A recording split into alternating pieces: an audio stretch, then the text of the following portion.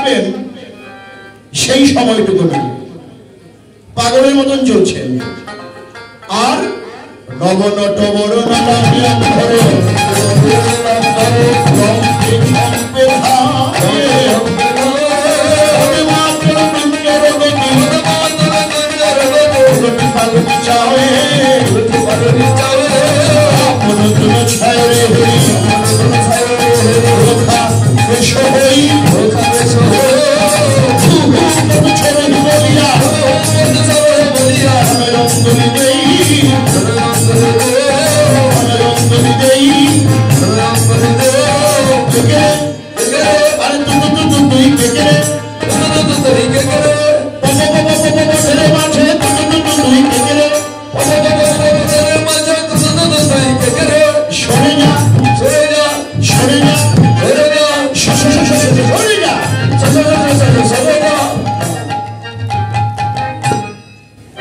বলরামের মুখে হলো জড়তা।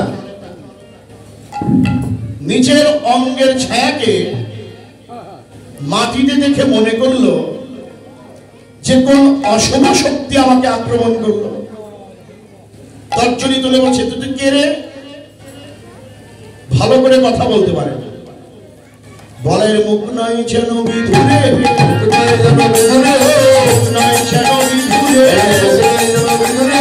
উঠবে পরে মুখে লালা, উঠবে পরে মুখে লালা, উঠবে পরে মুখে লালা, উঠবে পরে মুখে লালা, কমলের মধুরে, কমলের মধুরে, কমলের মধুরে, কমলের মধুরে, লালা পরে ছড়ো ছড়ো, লালা পরে ছড়ো ছড়ো, লালা পরে ছড়ো ছড়ো, লালা পরে ছড়ো ছড়ো, বাল্য ভাবে নিরন্তর, লালা পরে ছড়ো ছড়ো, বাল্য ভাবে নিরন্তর, লালা পরে ছড়ো ছড়ো। যেন শ্বেত কমলের মধু বলরামের মুখ থেকে লালা পড়ছেন। বৈষ্ণব কবি বললেন যেন লালা নয়, শ্বেত কমল মানে সাদা পদ্মের মধুর মতো। এই যে বলরাম নিজের ছায়াকে দেখে সে ভয় পেলেন। হাতে ছিল লাঠি, সে কি করলো? লাঠির এক নাম কি? পাচনি। করেরও পাচনি কক্ষে দাবি, করেরও পাচনি কক্ষে দাবি, রাঙা তুলি গায়ে মাখে, রাঙা তুলি গায়ে মাখে,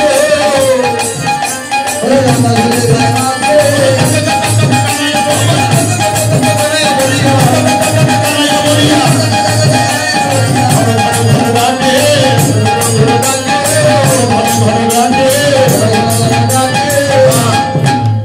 ভাইরে কানাই কোথায় রইলি, ভাইরে কানাই কোথায় রইলি, তোর হাতে প্রাণে মরি, ভাইরে কানাই কোথায় রইলি, তোর হাতে প্রাণে মরি, ভাইরে কানাই কোথায় রইলি, তোর হাতে প্রাণে মরি, ভাইরে কানাই কোথায় রইলি, তোর হাতে প্রাণে মরি, ভাইরে কানাই কোথায় রইলি। ভগবান ভক্ত বিপদে বললে ভগবান সেই ভক্তকে বিপদ থেকে উদ্ধার করে। এখন কাকা কাকা কাকা কানাইয়া বলিয়া ঘন ঘন ঘন ডাকে। কৃষ্ণের এক নাম নব ঘন শ্যাম, আর মেঘের এক নাম হলো ঘন। গোবিন্দের ইচ্ছা শক্তিতে মাথার উপর একটা মেঘ মানে ঘন রচনা হলো।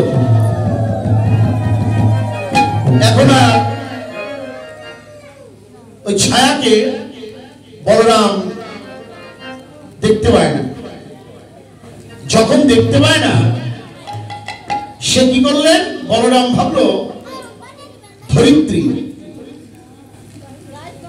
বসমতী মা,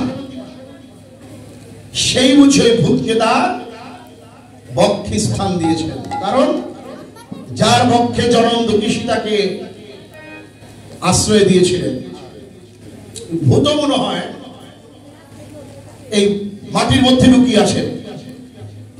সে কি করলেন? মাটিতে পদাঘাত,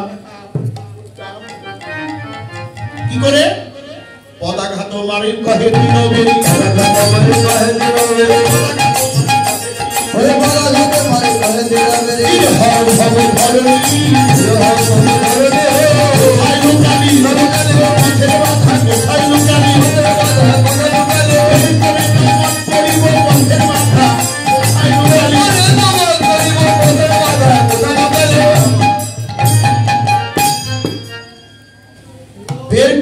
পথ করিব, পথের বাধা কোথায় লুকাইল।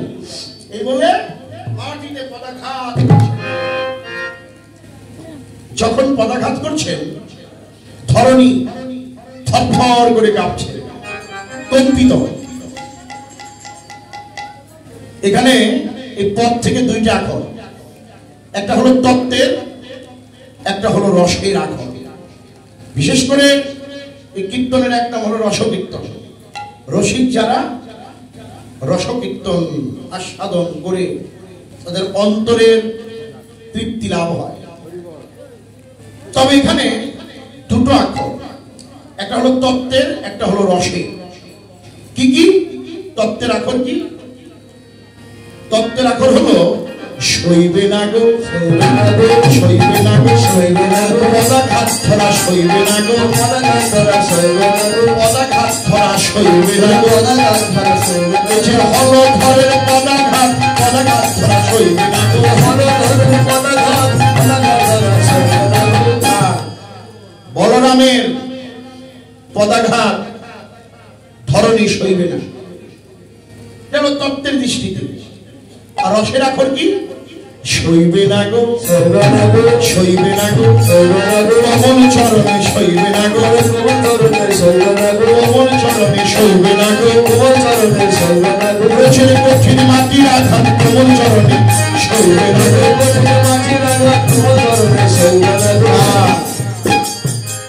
ব্রজের কঠিন মাটির আঘাত কমল চরণে সইবে না।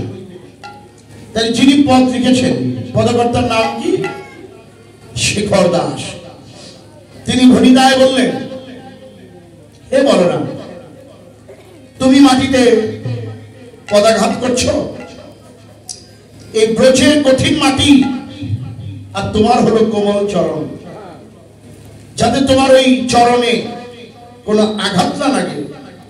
তাই বৈষ্ণব কবি শশী শেখর কহে হর ধর, পদে তলে যাই নিছনি। শশী শেখর কহে হর ধর, পদে তলে যাই নিছনি।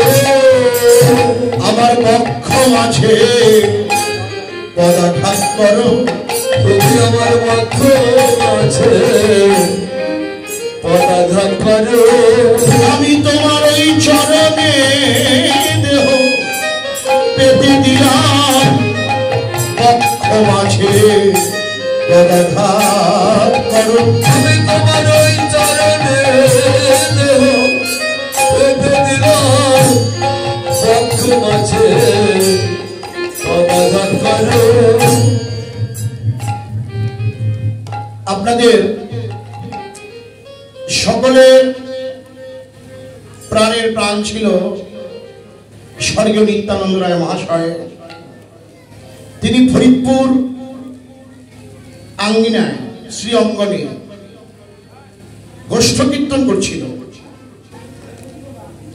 শ্রোতাকে ডক্টর মহানামব্রত ব্রহ্মচারী।